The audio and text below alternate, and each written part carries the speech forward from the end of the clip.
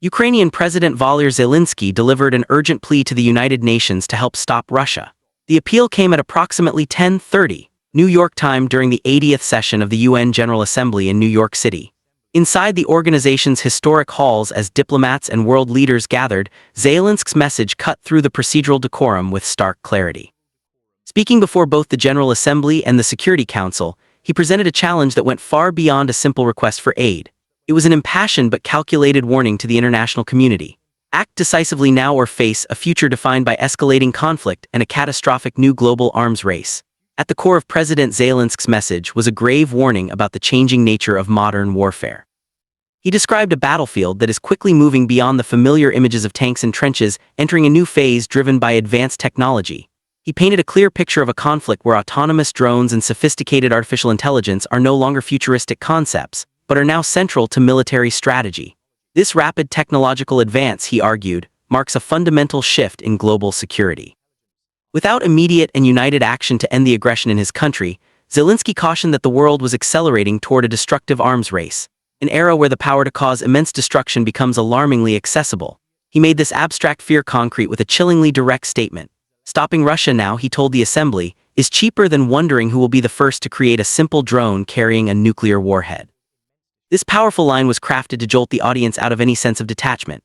It effectively reframed the war in Ukraine from a distant European crisis into a direct threat to every nation. The spread of cheap AI-powered drone technology, potentially combined with miniaturized weapons of mass destruction, could empower not just major powers, but also smaller rogue states or even terrorist groups to wield unprecedented and devastating influence. His warning was unambiguous. The conflict in Ukraine is a real-time laboratory, and the aggressive tactics being perfected there could soon be exported globally with even more horrific results. A clear theme of disappointment in the world's established institutions ran through his speeches.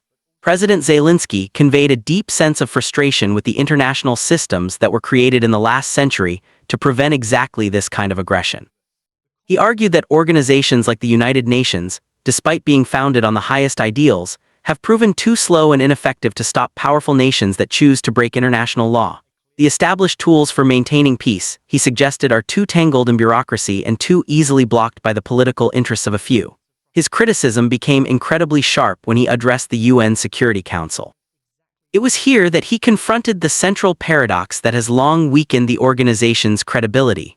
He spoke directly about Russia's role, questioning the very legitimacy of a council responsible for world peace when one of its permanent members with the power to veto any resolution is the aggressor in a major war. He essentially asked how the world's most important security body can be expected to function when the nation starting the fire also holds a position in the fire department. This direct challenge exposed a core structural flaw that from his perspective leaves smaller countries exposed to the ambitions of larger, more powerful neighbors. Despite the gravity of the situation, Zelensky's request was not for a direct UN peacekeeping force, which would carry its own immense geopolitical risks. Instead, he presented a clear and actionable plan for the global community. He outlined a four-part strategy of concrete steps designed to change the course of the conflict and restore respect for international law. The first part of his appeal was a demand for a stronger unified condemnation and deeper isolation of Russia. He pushed all member nations to go beyond formal statements and take real action to cut Moscow off from the international community.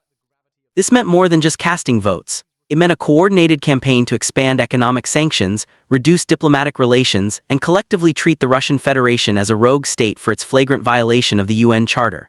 The objective was to make the cost of its aggression too high to continue.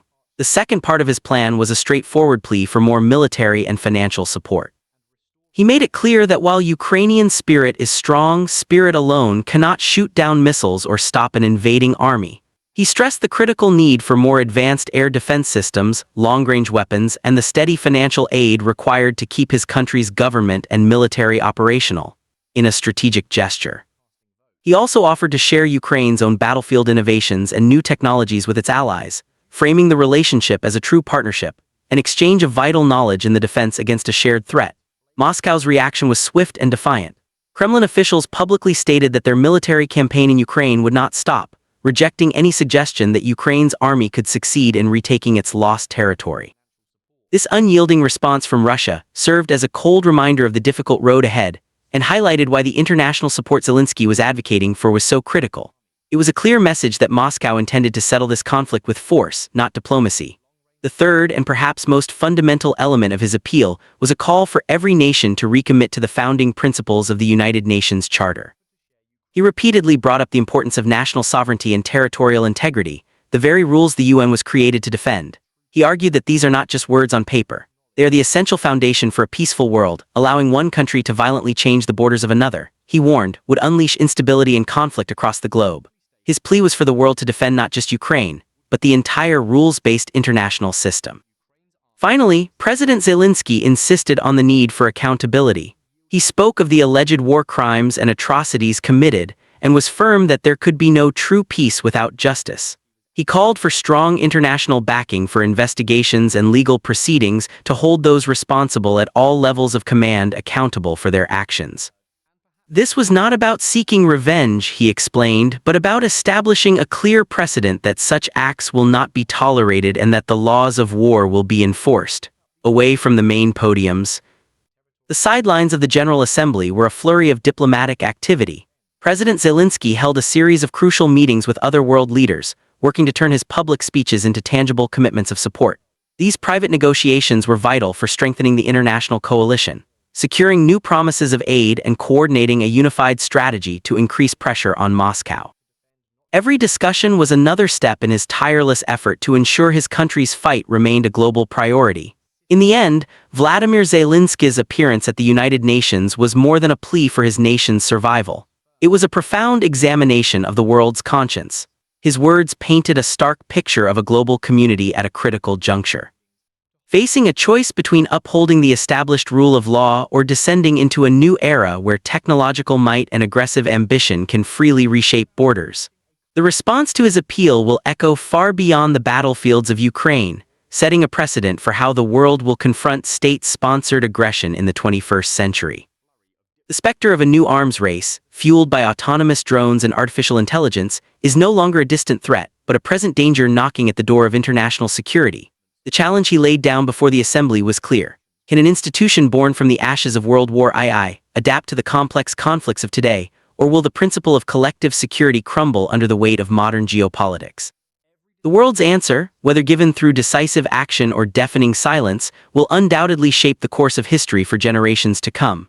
The events discussed in this report are not isolated. They are part of a complex and continuously evolving geopolitical landscape that affects global stability. Understanding the deeper context behind these critical stories is more important than ever. If you value clear, in-depth analysis of the events shaping our world, please consider subscribing to our channel and activating notifications. By doing so, you will help support our mission to provide unbiased reporting, and you will not miss our future coverage as we continue to track the developments in this ongoing situation and other crucial international affairs. Stay informed with